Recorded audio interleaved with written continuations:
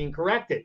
Speaking about people not liking being corrected, the VAR folks. That's a seamless transition. That was really another weekend, let me tell you, of just some questionable and crazy ass VAR decisions and commentary. So let's start with the Newcastle versus City match. You have basically two areas of really questionable situations in that match. First being Anthony Gordon's awarded the penalty. Ederson wants it to be called a dive. I think some people in the crowd were nervous it was a dive. I think ultimately, if it isn't Anthony Gordon, I don't even think it's a question of what happened in this situation. But because it is him and history is warranted, you've got to take that into account when you've done something so many times and been booked for it, I think, more times since his first appearance. So I don't even know if this is Gordon versus Crystal Palace, do you think they'll look at it? No. Yeah. No, I mean, that's the part. I think like anyone's going to question it, but the truth of the matter is like, if City gets a break from VAR, right, I'm not going to ever sit there and be like, whoa, City. And we'll get to that other whiny-ass team at the top of the table that can't handle themselves when VAR situations happen because their supporters can't ever remember where they get away with something. Talking to you, Arsenal. But we'll get there. Let's start with that one. The penalty awarded to Newcastle versus City.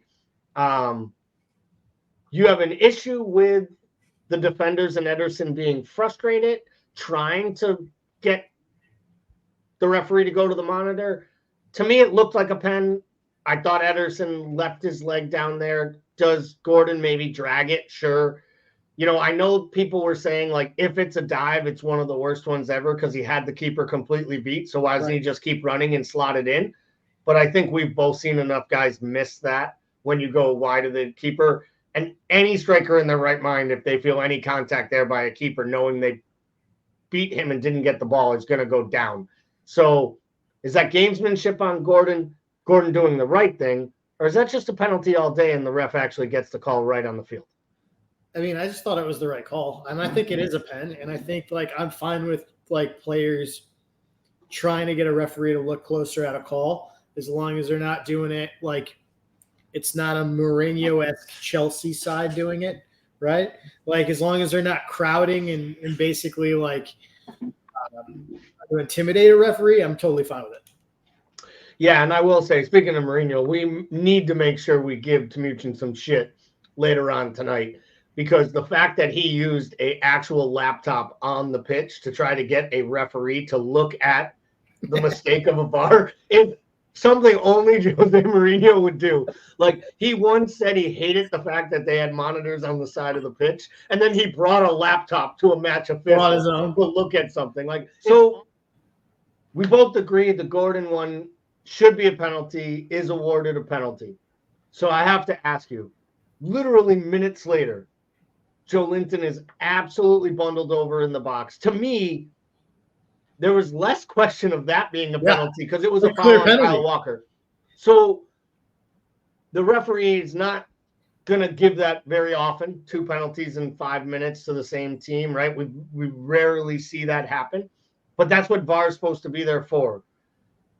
Is this VAR picking up their buddy? Is this VAR not wanting to get pulled into this? Or is this literally, we're the Premier League, we don't give 2 penalties in 10 minutes regardless of what we see?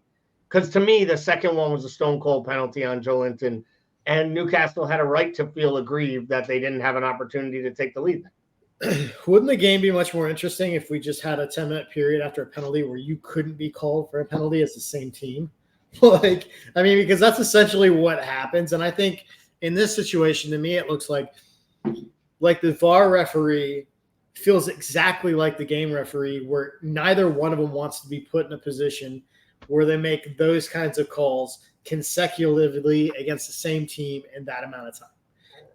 And I just think that's the unfortunate thing, right? The VAR is supposed to be the faceless audit, right? And I feel like, unfortunately, especially since we always know who's on the VAR duty, essentially what happens is that referee just becomes an extension of the first referee and its decision making. Yeah.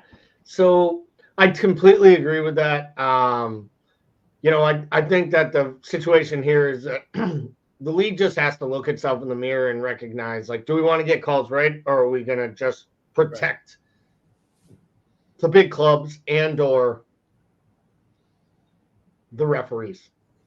Because it feels like in every instance, these questions always come back to who benefits from this call not being made. And in this case, I think it's the PGMOL, it's the not going against City, it's the, these big calls that are coming down to the end of the season. Oh, well, if they get their point, they didn't deserve more. But, for that rationale, City could have bopped one in the last seconds of the match and stole another one, and I think that's my bigger issue with it. So let's switch over to the Liverpool match before we get into the Bruno talk.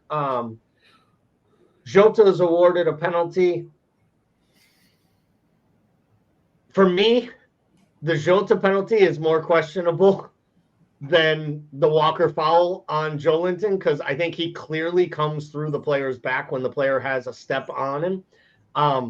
If it's anyone else but Jota, and let's be real, if Jota plays for another team but plays like Jota does, we are screaming as Liverpool supporters that, because the moment the arm goes over him, he just drops to the ground. I mean, he genuinely goes down. I think it was the proper decision because it was called a penalty on the field and the referee felt like it was a foul. I don't think VAR gets involved in either direction, but it is Wolves. So I have to ask you, do they have a right to feel aggrieved in any way? I thought it was clear. No, and I think it was clear. I disagree. I thought it was pretty clear. Like, it was a foul. Is Jota Portuguese? Yes. But I think like to me, that was really, really clear just because of the positioning. And I know I was reading, it was interesting. I was seeing some stuff online, people that were not Liverpool supporters making the argument that should be a red because it's a denial of a clear goal scoring opportunity because they thought Jota clearly had him beat. Now, I'm not going to go that far, mainly just because the whole double jeopardy thing kind of eliminates that, I think, for the most part, now. But I did think it was pretty clear, and I did think it was pretty egregious. To me, if that guy doesn't wrap Jota up there, I think Jota does score that. Yeah, I just question how much of the actual contact was wrapping him up and how much was it Jota felt an arm around him and threw himself to the floor. Because he does get around him and he gets under his head, but he actually does the throwback head and then he throws himself down. And if it's anybody else, I wouldn't question that he'd think he actually had it in him. But for Jota, I actually think he's thinking about these things all the time. And I think that's why we love him so much. That's why he's that poacher and why he pops into the right spots. I think for the fact that it's Wolves fans, too, who watched years of his shithousery, probably made it a little bit more salt in the wounds because they know they've rooted for Jota when he's taken dives before and strikers step up and take penalties. Yeah. So I just have to ask you this quick, as a Liverpool supporter, was there any trepidation going through your mind at all when Mo stepped up to take that penalty in that spot, knowing we had just made it 1-1 and we would never hear the end of it if for any reason that shot didn't go in? Because he is, at about 60% of his last 7 or 8 penalties that he's taken for Liverpool. Right. You have McAllister and Szoboszlai on the pitch at that time. That arguably both should probably be ahead of him in the pecking order at this point when it comes to penalties. Yeah, I was going to say at this point in his career, I'm nervous anytime he steps up to a pen just because, he has been far from, a sure thing on those for almost 2 seasons now. So I want to quickly touch on the Arsenal situation. They had the one VAR call in that match that could have been questionable, and that was the foul on Jamie Vardy by Saliba in the build-up to the first goal, I believe. Arsenal's first or second.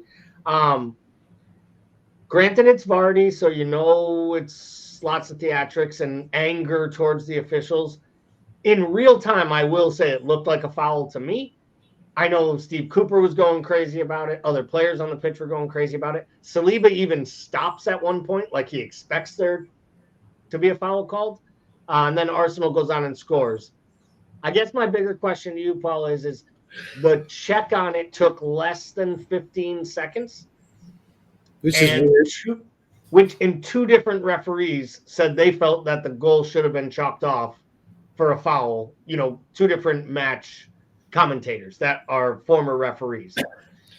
Is this bring more scrutiny and issue towards the, it's one thing if it's against a small club, but if it's against a big club, it's got to be a guarantee this club's in the title race? Because that felt to me like the type of call City always gets that everybody gets irritated about. Are Arsenal starting to peck into that echelon?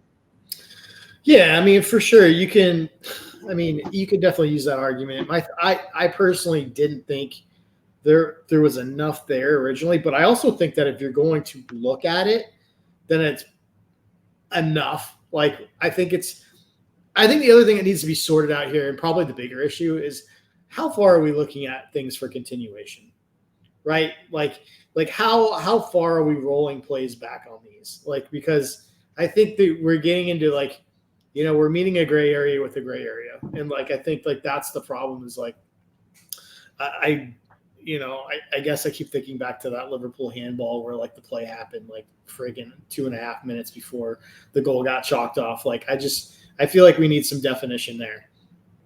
Yeah, I think the whole phase of play thing is just too vague. Like the handball rules always were too vague. And I think it moves the needle a little bit too far. So let's